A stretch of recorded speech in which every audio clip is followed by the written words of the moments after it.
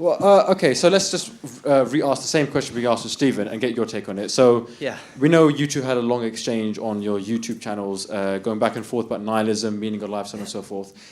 Where do you derive, or rather, how do you derive meaning in your life whilst being philosophically consistent? Let's see how the answers match. Go for it.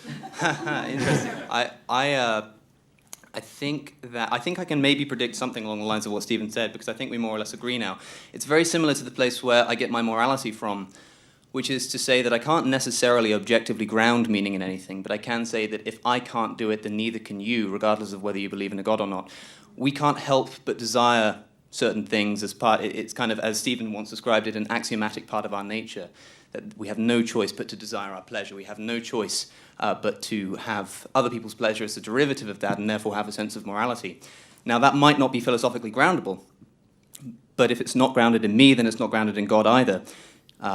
The idea that if you let go of God, if you let go of religion, then your life is devoid of meaning is a hypocritical statement coming from those who believe in the one thing that I think takes meaning out. It's often said that being an atheist is something that will take away meaning, but religion is the enemy of meaning.